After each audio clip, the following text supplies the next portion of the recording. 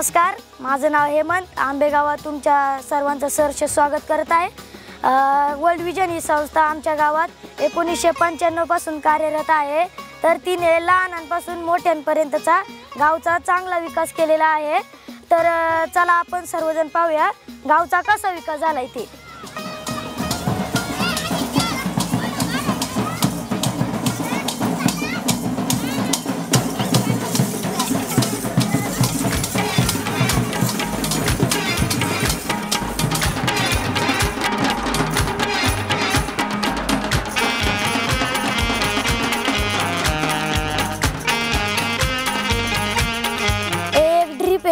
ये world vision ने दिया है, इसकी वजह से खेती को पानी दिया जाता है.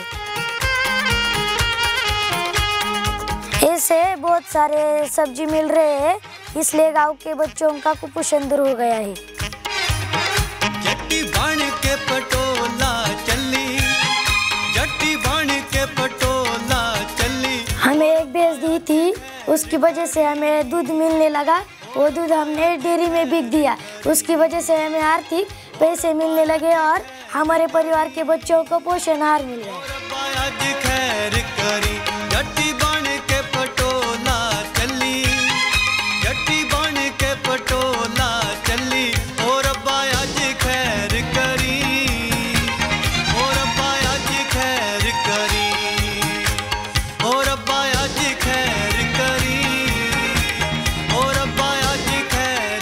चांगलं वाटतंय.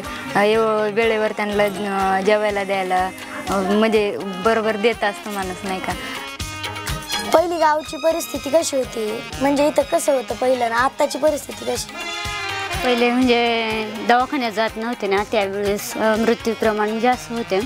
आता दवाखान्यात जातात, त्यामुळे मृत्यूचे प्रमाण कमी आहे आणि व्यवस्थित मुलांचे आरोग्य व्यवस्थित राहू शकते.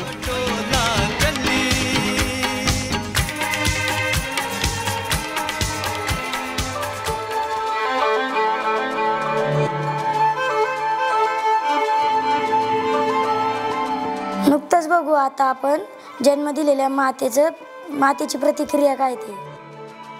दवाखान्यामध्ये सगळी सोय वगैरे होते, व्यवस्थित डिलिव्हरी होते आणि घरी म्हणजे खूप त्रास पण होतो आणि जास्त म्हणजे असा वेळ लागतो घरी. ते दवाखान्यामध्ये चांगलं असते. सिस्टर वगैरे सांगतात की दवाखान्यामध्ये डिलिव्हरी करा.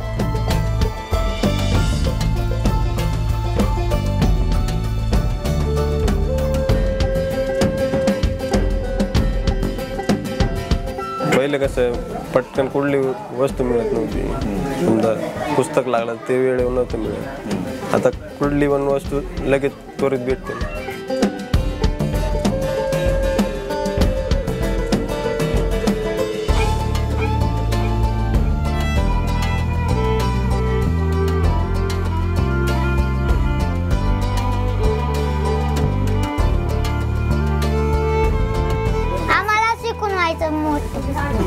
मुझे पढ़ना अच्छा लगता है, खेलना अच्छा लगता है.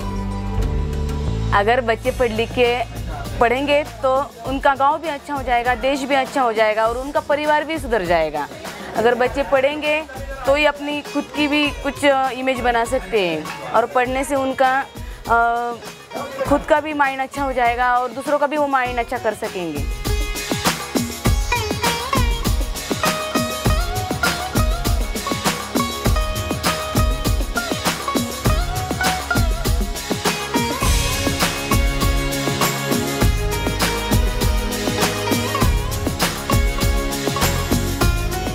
आंबेगावात आमच्या गावात आल्याबद्दल धन्यवाद.